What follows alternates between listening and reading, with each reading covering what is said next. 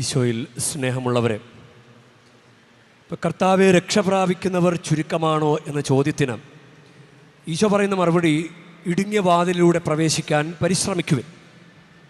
ഇപ്പോൾ ഇടുങ്ങിയ വാതിൽ എന്ന് പറയുന്നത് കുറുക്കുവഴിയല്ല. കുറുക്കുവഴികളിലൂടെ പ്രവേശിക്കാൻ പറ്റില്ല.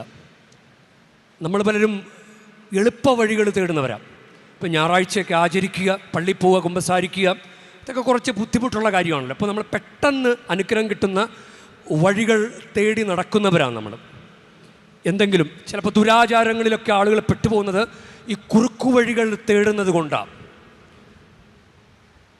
കർത്താവിൻ്റെ കൂടെ നിൽക്കാനായിട്ട് കുറച്ച് നാളെടുക്കുമല്ലോ. കർത്താവിൻ്റെ കൂടെ നിന്ന് അനുഗ്രഹം പ്രാപിക്കണമെങ്കിൽ ചിലപ്പോൾ എപ്പോഴാണ് കർത്താവ് അനുഗ്രഹിക്കണം നമുക്ക് അറിഞ്ഞുകൂടാ. അപ്പം അതുകൊണ്ട് ഈശോ പറയുന്നത്, നമ്മൾ വിചാരിക്കും നമ്മൾ പരിശ്രമിക്കുകയാണെന്ന് നമ്മൾ വിചാരിക്കും.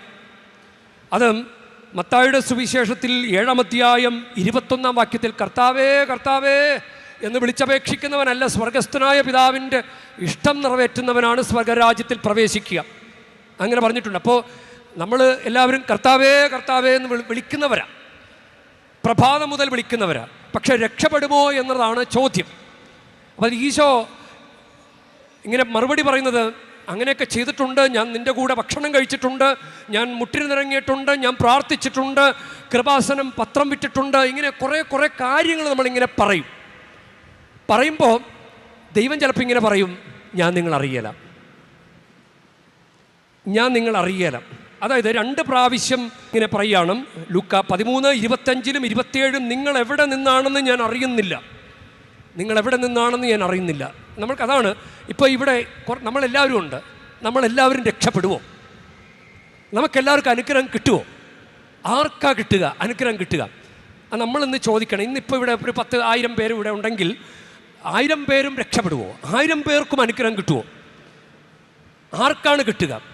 ബൈബിളിൽ ഇങ്ങനെ കടന്നു പോയപ്പോൾ ഈശോ പ്രത്യേകം റെക്കമെൻഡ് ചെയ്തവരുണ്ട്, ഈശോ കൂടെ നിന്നവരുണ്ട്.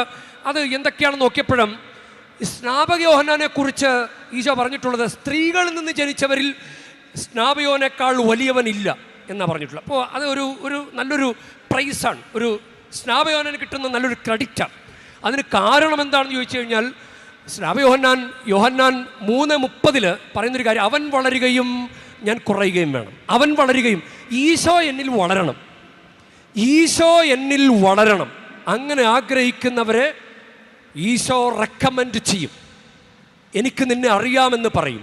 ഈശോ വളരണമെന്ന് ആഗ്രഹിക്കുന്നവർ, ഇപ്പോൾ ചരട് കെട്ടാനും തൂവാല കെട്ടാനും ഒക്കെ പോകുന്നവർ, ഞാൻ നിങ്ങളറിയല. കാരണം ചരടും തൂവാലയുമായിട്ട് എനിക്കൊരു ബന്ധവും ഇല്ല. താക്കോല് പൂട്ടുന്നവരെ കണ്ടിട്ട് പറയും, താക്കോലുമായിട്ട് എനിക്കെന്താ ബന്ധം? ഞാൻ പത്രോസിനെ താക്കോൽ ഏൽപ്പിച്ചിട്ടുണ്ട്, പക്ഷേ താഴ് പൂട്ടിയിടാൻ ഞാൻ പറഞ്ഞിട്ടില്ല. അപ്പോൾ നിങ്ങൾ അറിയലെന്ന് പറയും. അതാണ്. അപ്പോൾ ആരെയാണ് റെക്കമെൻഡ് ചെയ്യുന്നത്? അവൻ എന്നിൽ വളരുകയും ഞാൻ കുറയുകയും വേണം. ഈശോ എന്നിൽ വളരണമെന്ന് ആഗ്രഹിക്കുന്നവരാണ്. ഈ പരിശുദ്ധ അമ്മയെ പലതവണ ഈശോ ഒന്ന് പ്രോത്സാഹിപ്പിച്ച് പറഞ്ഞിട്ടുണ്ട്. ഈശോയെ കാണാൻ വേണ്ടി അവർ ശിഷ്യന്മാരും അമ്മയും കാത്തു നിൽക്കുമ്പോൾ നിൻ്റെ അമ്മയും സഹോദരങ്ങളും വന്ന് കാത്തു നിൽക്കുന്നു. അപ്പോൾ ഈശോ എന്താ പറയുക? സ്വർഗസ്ഥനായ പിതാവിൻ്റെ ഇഷ്ടം നിറവേറ്റുന്നവരാണ് എൻ്റെ അപ്പനും അമ്മയും സഹോദരങ്ങളും എന്ന് ഈശോ പറയും. ഇനി ഒരു സ്ത്രീ വിളിച്ച് പറയും, നിന്നെ ഊട്ടിയ പയോധരങ്ങളും നിന്നെ വഹിച്ച ഉദരവും ഭാഗ്യമുള്ളവ എന്ന് പറയും. അപ്പോൾ ഈശോ പറയും, ദൈവവചനം പാലിക്കുന്നവരാണ് ഭാഗ്യമുള്ളവർ, അനുഗ്രഹീതർ. ദൈവവചനം പാലിക്കുന്നവർ, ദൈവവചനത്തിന് പ്രാധാന്യം കൊടുക്കുന്നവരാണ്. അപ്പോൾ ആരെയാണ് ഈശോ റെക്കമെൻഡ് ചെയ്യുന്നത്? വചനത്തിന് പ്രാധാന്യം കൊടുക്കുന്നവർ, വചനം പഠിക്കുന്നവർ, വചനാധിഷ്ഠിത ജീവിതം നയിക്കുന്നവർ, കൽപ്പനകൾ പാലിക്കുന്നവർ.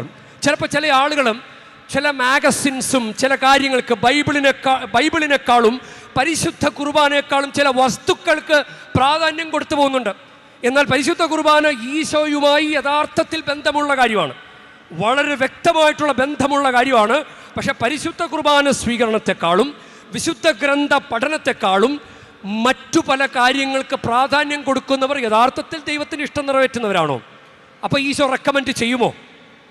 ഇനി അന്ധനായ ബർത്തിമേയോസ് ഈശോയെ കാണുമ്പോൾ, ദാവീദിൻ്റെ പുത്ര യേശുവേ എന്നിൽ കനിയണമേ എന്ന് ഉറക്കെ വിളിച്ച് പ്രാർത്ഥിക്കും. എനിക്ക് തോന്നുന്നു അവനറിയാം, കാരണം ഈശോ പറഞ്ഞിട്ട് എൻ്റെ നാമം വിളിച്ചപേക്ഷിക്കുന്നവരെല്ലാവരും രക്ഷ പ്രാപിക്കും. എൻ്റെ നാമത്തിൽ പിതാവായ ദൈവത്തോട് ചോദിക്കുന്നത് എന്തും നിങ്ങൾക്ക് ലഭിക്കും. അങ്ങനെ ഈശോ പലതവണ പറഞ്ഞിട്ടുണ്ട്. അപ്പോൾ അവനറിയാം യേശുവിൻ്റെ നാമത്തിൽ വിളിച്ചാൽ രക്ഷ പ്രാപിക്കും. പലരും അവനോട് പറഞ്ഞ് ശകാരിച്ചു, മിണ്ടാതിരിക്കുക എന്ന് പറഞ്ഞു. പക്ഷേ ഈശോ അവനെ വിളിക്കുക എന്ന് പറയും. കണ്ടോ ഈശോ കേട്ടത് കണ്ടോ? അവനെ അറിയും. മനസ്സറിഞ്ഞ് യേശുവിൻ്റെ നാമം വിളിക്കുന്നവരെ ഈശോ രക്ഷിക്കും.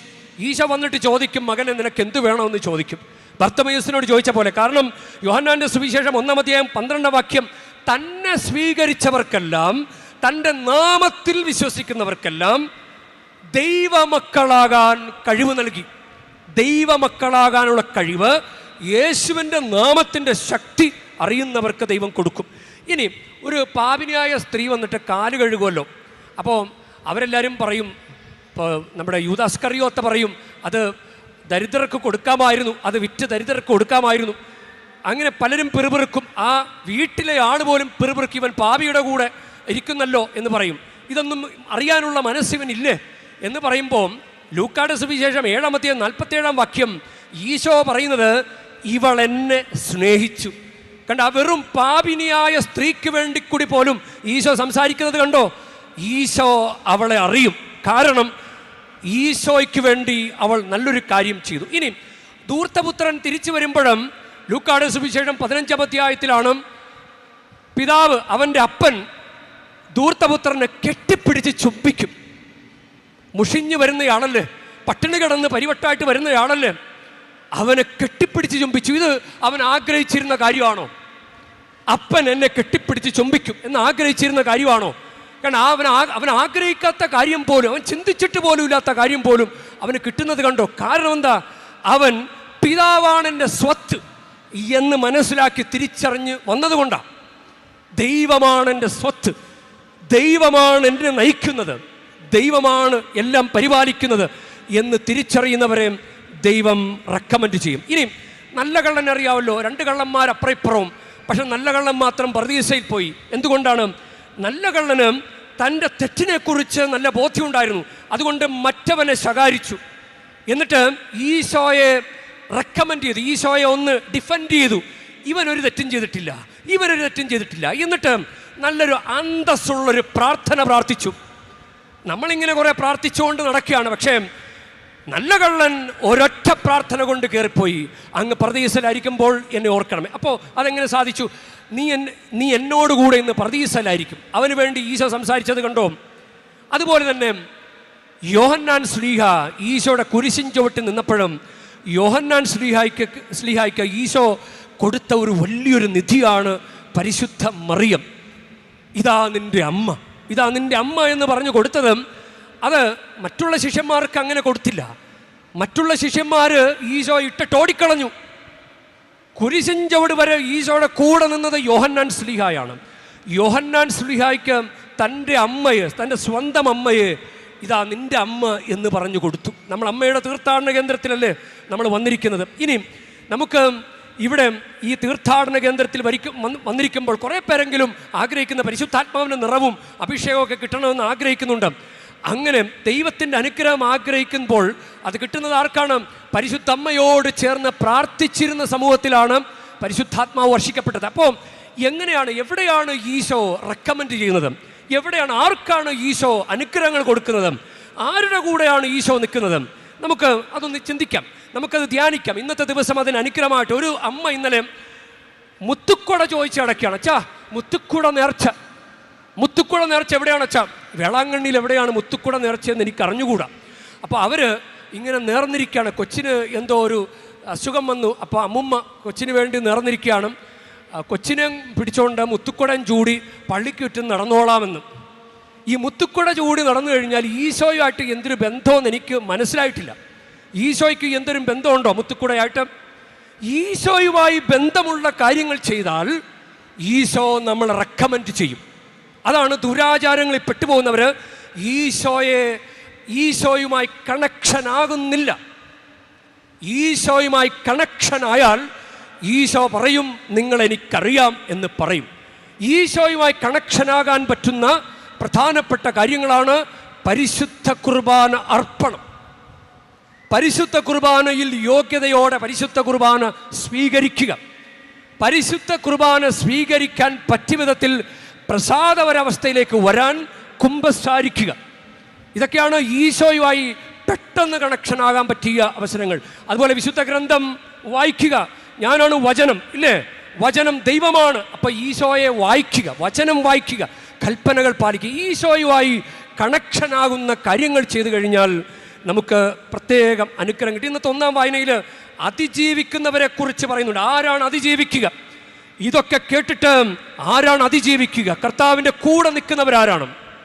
കർത്താവിൻ്റെ കൂടെ നിൽക്കുന്നവരിൽ ശേഷിക്കുന്നവരാരാണ്? റോമാക്കാർക്ക് എഴുതിയ ലേഖനം 11-ാം അധ്യായത്തിൽ 4-5 വാക്യങ്ങളിൽ ബാലിൻ്റെ മുമ്പിൽ മുട്ടുകുത്താത്ത 7000 പേരെ എനിക്ക് വേണ്ടി അവശേഷിപ്പിച്ചിട്ടുണ്ട് എന്ന് പറയുന്നൊരു വചനമുണ്ട്. ബാലിൻ്റെ മുമ്പിൽ മുട്ടുകുത്താത്ത, ബാലാരാണ്? അന്യദേവൻ. കർത്താവിനെ തന്നെ പിടിക്കുന്ന കുറച്ച് പേരെ ഞാൻ അവശേഷിപ്പിച്ചിട്ടുണ്ട്. അതാണ് അതിജീവിക്കുന്നവർ. അവരാണ് ഇടുങ്ങിയ വാതിലിലൂടെ പ്രവേശിക്കുന്നവർ. അവരെയാണ് കർത്താവ് അറിയുന്നത്. നമുക്കതുകൊണ്ട് പ്രത്യേകം പ്രാർത്ഥിക്കാം. കർത്താവേ, ഞങ്ങൾ തള്ളിക്കളയല്ലേ കർത്താവേ, ഞങ്ങൾ പരിശ്രമിച്ചോളാം കർത്താവേ. എന്താണ് യഥാർത്ഥത്തിൽ ഈശോയായിട്ട് കണക്ഷൻ വരുന്ന കാര്യങ്ങൾ, അത് ചെയ്യാൻ ഞങ്ങളെ പഠിപ്പിക്കണമേ. ഈശോയായിട്ട് യാതൊരുവിധ കണക്ഷനും ഇല്ലാത്ത കാര്യങ്ങൾ ചെയ്ത് വെറുതെ നമ്മുടെ സമയം കളയാതെ, ചിലപ്പോൾ പലരും ചെയ്ത് ഭയങ്കര തൃപ്തിയാണ്. കുറേ കാര്യങ്ങൾ, ഞാനത് ചെയ്തു, ഞാനതൊക്കെ ചെയ്തു എന്ന് പറഞ്ഞ് സ്വയമായിട്ട് തൃപ്തിപ്പെടുന്നുണ്ട്. പക്ഷേ ദൈവത്തെ തൃപ്തിപ്പെടുത്താൻ സാധിക്കുന്നുണ്ടോ എന്ന് നമ്മൾ തന്നെ പരിശോധിക്കേണ്ടതുണ്ട്. തിരുവോസ്തിരൂപൻ നിന്നെ ഉൾക്കൊള്ളാനാഗ്രഹമുണ്ട്. അവിടുത്തെ തിരുനിണം നുകരാൻ അതിയായ ദാഹമുണ്ട്. തിരുവോസ്തിരൂപൻ നിന്നെ ഉൾക്കൊള്ളാനാഗ്രഹമുണ്ട്. അവിടുത്തെ തിരുനിണം നുകരാൻ അതിയായ ദാഹമുണ്ട്. അതിനായി വരമേകണേ, അതിനീശോ നീ വരണേ. അതിനായി വരമേകണേ, അതിനീശോ നീ വരണേ. യോഹന്നാൻ 6:65. വരം ലഭിച്ചാലല്ലാതെ കർത്താവിൻ്റെ കൂടെ നിൽക്കാൻ പറ്റില്ല. കർത്താവിൻ്റെ കൂടെ നിൽക്കാൻ ദൈവത്തിൻ്റെ കൃപ നിറഞ്ഞ പരിശുദ്ധ മറിയമേ, കർത്താവിൻ്റെ കൂടെ എന്നും കണക്റ്റഡായിട്ട് നിൽക്കാൻ ഞങ്ങളെയും സഹായിക്കണമേ.